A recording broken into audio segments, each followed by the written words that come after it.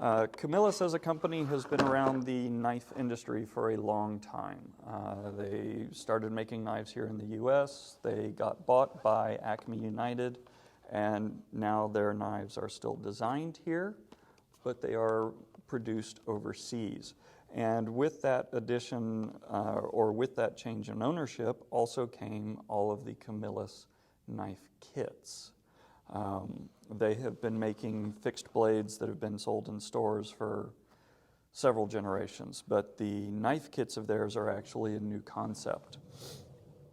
All of their knife kits are their titanium series, so they are a titanium bonded blade. The core steel is a 420 stainless steel, and then they basically impregnate titanium into the outer surface. It gives it a much greater durability, a much greater resistance to the elements, to corrosion and rust, and it is actually a coating that is cooked into the blade. They make a wide range of kits, and I only have a few here with me today, but as you can see, they come in a wide variety of sizes. They have their little fixed blade machete, couple of nice hip knives. These are both essentially hunting blades. And then they do have a couple of different folding knives. The folding knives are different from the fixed blades in that, you know, along with the hardware that comes with it, you will be assembling two very, very thin scales onto here. So be very gentle in the work that you do with these. Almost all of the kits do come with a lanyard hole. Some of them have some other features. The hexabell here actually has a 1/4 inch hex opening that can be used. It's kind of a funky little feature of theirs that they tossed in there. But they all come with a lanyard loop that you can either leave exposed or you could cover with the scales that you put on the knife. One thing that I've noticed in a couple of them that I have put together, they all come with a cloth, if you will, sheath, a nylon sheath. The strap on the sheath doesn't have a lot of wiggle room. If you do a set of handles on here that's very thick, you may not be able to get the blade to the closer to wrap around the knife that you're trying to put together. So I always recommend taking the blade, setting it in there, seeing how much play you have here before you start your design process. They do all come with hardware for assembly. They do all come with the nylon sheaths.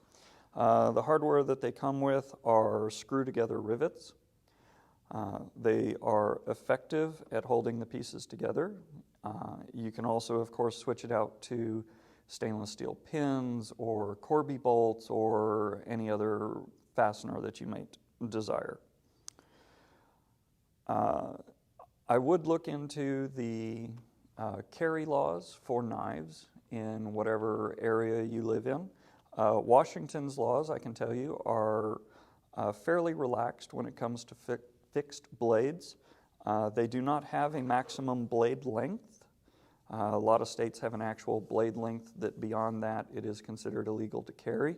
Washington does not have a blade length requirement. They simply ask that you do not use it to harm anybody, which is vague at best, but fun. The other half of the equation is the sharpening stones. DMT has a very long history of making quality diamond sharpening stones. This one that I'm holding is an 8-inch by 3-inch stone. The packaging on here is designed to actually hold 2 different stones, so there's a lot of excess packaging on this particular one, top and bottom. But this is an 8-inch by 3 stone. It is a flat diamond. They carry a wide variety of different stones. The blocks, the flat plates, You can even get some that are either file or credit card size. DMT stones run from an extra coarse all the way up to an extra fine. The finer it gets, the more expensive they become. This little guy has a current tag on it of right about $100. So if you get into the really, really fine pieces, you can expect to pay a bit more. The extra coarse and the extra coarse, they're two more severe grits, are primarily meant for reshaping highly damaged edges. If what you've got is a brand new chisel, I wouldn't even touch anything below the coarse. It's just not necessary. Now, if you've had an unfortunate incident and found a heavy knot, or you have a slip and you've slammed it into a nail where it's actually dented the blade, then I'd be considering going down into those extra coarse or extra coarse. The one comment that I get from a lot of people is, when you run your hands across this, it doesn't feel like anything. It just feels like a steel plate, especially this one being the extra fine. I don't feel anything here. People are always wondering, how do I know when I've worn the stone out? Well, the diamond stones have a very long life, 5-10 years easy. If you're concerned about whether you've worn one out, take a Sharpie and mark the blade itself, and then you can work the blade across the stone. If you're not managing to remove that Sharpie, then you've probably worn it out. If it's still removing the Sharpie off of the blade, you're still removing metal, and so your stone is still cutting the way it's supposed to.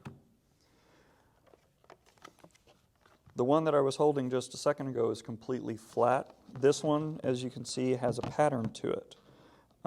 There is a series of circles that have been cut out of that steel plate. These circles give you a place for the metal shavings that you're removing to actually float away to. It keeps them from getting clogged up on the plate itself. This style, by the way, works very well when you're trying to sharpen these, because you are almost always working all the way across the full length of the stone, doing it by hand. This allows you someplace to grab hold of this, or to have your hand wrapped around the blade as you're working. Excuse me. The smaller ones simply work best for smaller blades. The really fine grit and really small ones work really well for carving tools. I wouldn't generally use diamond stones that are I would usually use the diamond stones that are fine or extra fine for carving tools, because you don't ever want to be really trying to reshape the blade. You're just trying to hone it. These, oddly enough, the best use I've ever found for these is in keeping my turning tools dressed up. If I've got one that just feels like it's getting a little dull, I can take these and I can dress up the edge. People use them on chainsaws, saw blades, all kinds of different things. So, have we had any questions come in? No questions? Oh, darn. I must be doing too good a job. I don't really have a whole lot to say other than both brands have a long history to them and are certainly worth looking into if you're in the market either for knives that you're not going to build and buy at the store, knives that you are going to build, or any kind of sharpening solution. So thanks for joining us, and join us on Saturday. We've got another demo on Saturday coming up.